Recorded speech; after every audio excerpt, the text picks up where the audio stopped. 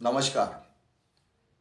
हमारे देश में चुनाव प्रणाली और ईवीएम को लेकर के भ्रामक बातें कही जा रही हैं।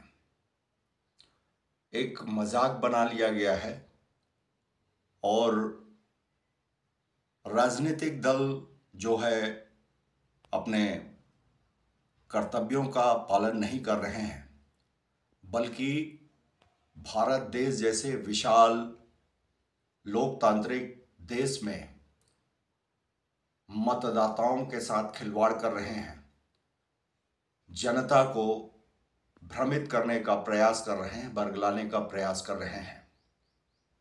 संदर्भ है अभी महाराष्ट्र, झारखंड और उत्तर प्रदेश में उपचुनाव और चुनाव को लेकर के ईवीएम कर दोष लगाया जा रहा है कि इसे हैक किया जा सकता है, मैनिपुलेट किया जा सकता है और परिणाम को प्रभावित किया जा सकता है। विपक्ष यहां झारखंड में चुनाव जीतने को लोकतंत्र की जीत बता रहा है। ठीक उसी समय महाराष्ट्र और यूपी में जब वो हारता है तो कहता है कि ईवीएम को हैक किया गया है, मैनिपुलेट किया गया है।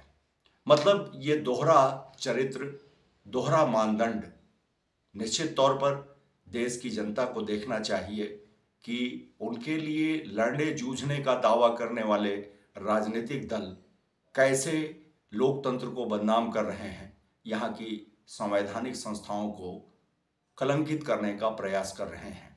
उन्हें चुनाव आयोग पर विश्वास नहीं, न्यायपालिका पर विश्वास नहीं, कार्यपालिका पर विश्वास नहीं, पुलिस पर विश्वास नहीं।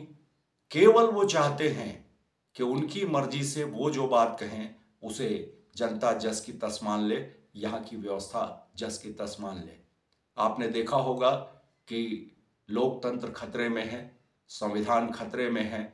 ऐसे भ्रामक और झूठी बातें प्रचारित की गई और कुछ हद तक लोकसभा चुनाव में जनता को उन्होंने बरगलाने के प्रयास में सफलता पाई।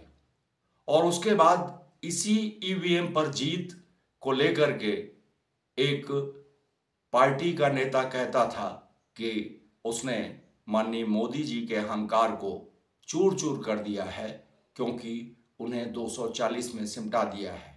मतलब उसी ईवीएम का जो परिणाम था, तब जब उनके पक्ष में आया तब वो ईवीएम ठीक था, और जब महाराष्ट्र में जनता ने उन्हें हरा दिया तो उनका कहना है कि ये हैक किया जा सकता है। इस अप्रत्याशित जो परिणाम है उसको हम स्वीकार नहीं करेंगे।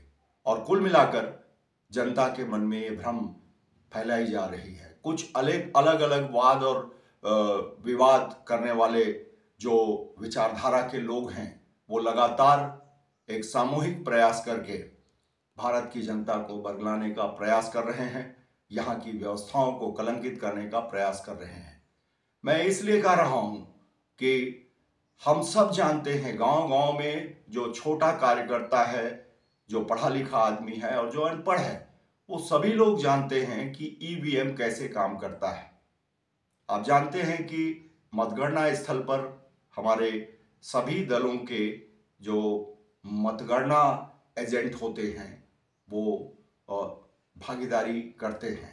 जब वोटिंग होता है तो पोलिंग बूथ पर जो मतदान के एजेंट होते हैं वो सभी लोग बैठते हैं। ईवीएम जो है कंट्रोल्ड होता है, और जब वोट डालने कोई मतदाता जाता है तो वोट देने के बाद उसमें वीवीपैट जो है उसके माध्यम से वो देख सकता है कि उसने जिस चिन्ह को या दल को मतदान किया है वो सही है कि नहीं। मतलब मतदान स्थल पर पूरी व्यवस्था है कि वहां किसी भी तरह से कोई गड़बड़ नहीं कर सकता। और जब मतदान की प्रक्रिया पूरी हो जाती है तो सभी दल के एजेंट मिलकर टैली करते हैं कि कितना वोट पड़ा है, कितना वोट हमारे एक पोलिंग बूथ में है, और वो सारी चीजों को देख करके फिर उस ईवीएम मशीन पर सील लगाई जाती है। और जब वो मतगणना स्थल पर जिला निर्वाचन अधिकारी के अधीन पहुंच जाता है, तब वहां पर भी मतगणना के एजेंट होते हैं, पार्टियों के कुछ पदाधिकारी, बड़े पदाधिकारी भी होते हैं, उनके वकील भी होते हैं। और जब मतगणना की जाती है, उस समय एक पोलिंग बूथ पर उसका मशीन खुलने के समय टेली किया जाता है कि जो मतदान स्थल पर वोट पड़े हैं और उसकी कितनी गिनती आ रही है, कुल कितने वोट वहां थे, वो सारी चीजें टेली करके फिर जो है मतगणना स्थल पर जो टोटल आता है उसको जोड़ करके एक रिजल्ट बनता है, एक परिणाम आता है कि कौन प्रत्याशी जीता है। जो लोग इस प्रक्रिया पर आरोप लगा रहे हैं, आक्षेप लगा रहे हैं, क्या उन्होंने मतदान स्थल पर किसी तरह से कोई शिकायत किया कि हमने पंजा छाप को, कांग्रेस को वोट दिया और वीवीपैट कमल छाप दिखा रहा है? शायद ऐसी बातें नहीं आई हैं। दूसरी बात कम और ज्यादा की, तो एक मतदान स्थल पर जितने वोट पड़ते हैं उसी को जो एजेंट होते हैं वो देखते हैं कि इतना वोट पड़ा है, फिर सील लगा है। और जब मतगणना स्थल पर वो बातें खुलती हैं तो वहां भी उसको टेली किया जाता है। मतलब मतदान स्थल और मतगणना के स्थल पर अगर अंतर आता है तो तत्काल जिला निर्वाचन अधिकारी या जो पर्यवेक्षक आते हैं उनको राजनीतिक दल शिकायत करते हैं। शायद ऐसी भी बातें नहीं आई है कि तत्काल उसी समय में कोई रिपोर्ट किया गया हो। उसका कारण यह है कि लोगों को लग रहा था कि उन्होंने जो भ्रम फैलाया था जनता के बीच में, तो शायद ईवीएम में उस भ्रम से प्रभावित होकर जनता ने उन्हें लोकसभा की तरह मतदान कर दिया गया होगा और हम आसानी से चुनाव जीत जाएंगे झूठ फरेब करके, इसलिए उन्होंने इस तरह से कोई शिकायतें नहीं की थी।